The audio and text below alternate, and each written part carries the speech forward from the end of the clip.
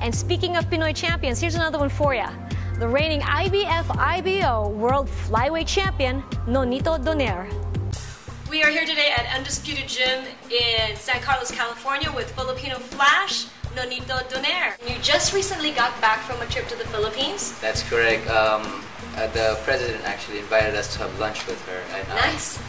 It was incredible. It was an experience that that sticks with you for the rest of your life. Oh, your first love is boxing. Of course. And earlier we were talking about how you sort of transitioned from just taking boxing classes like any other kid, and then all of a sudden here you are. You're the IBF flyweight champion. What were the steps that were taken? Well, in the beginning it was for after-school program, to keep us off the street.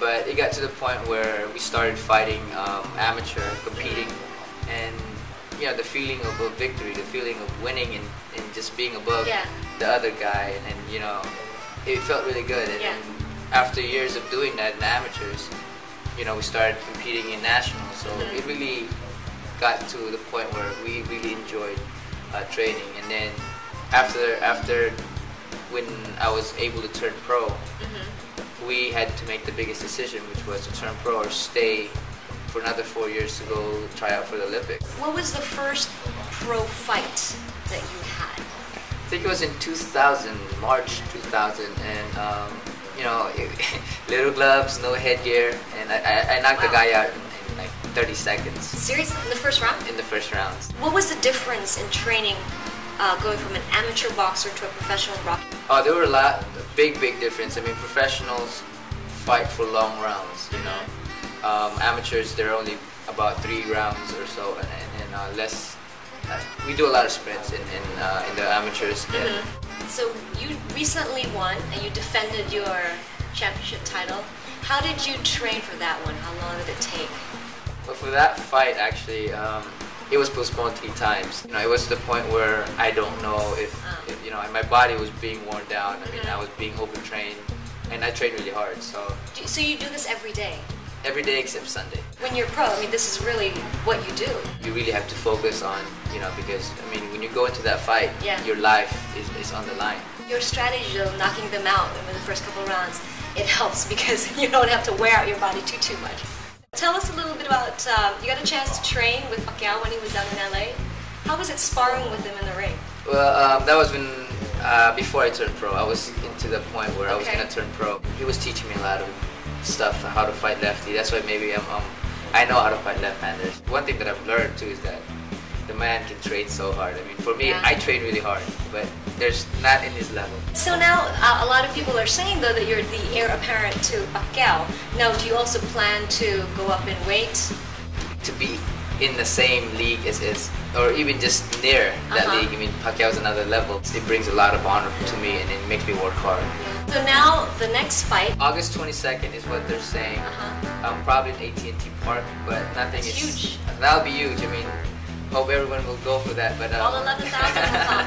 Hopefully, God willing. Just like the Filipino Heritage Night, right? That'll be great.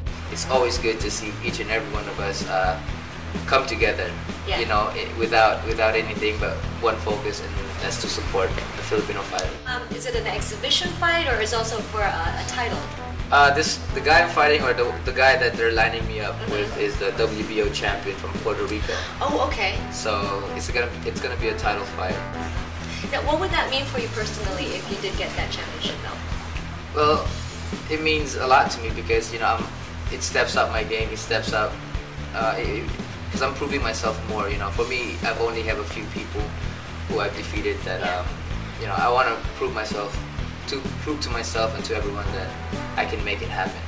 So a lot of fighters, typically they fight for their own glory, but more and more celebrity athletes like Manny Pacquiao, he says things like, I'm fighting for the glory of the Philippines, and it's a huge burden to bear.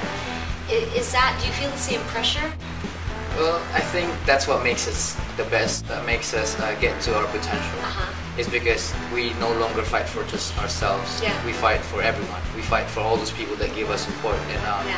And in terms, we do find God in that, because everybody's praying, and you yourself, when it comes down to really hard training, you reach that inside you, and it makes you do things that you can't do before by yourself.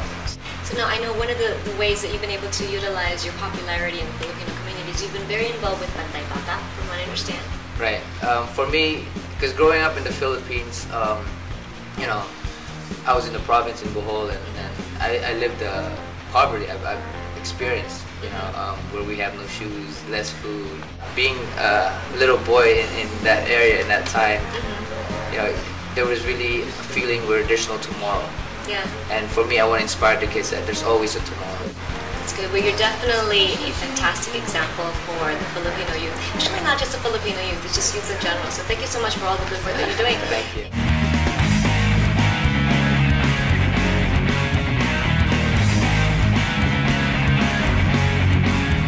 Kaya pala Filipino flash ka.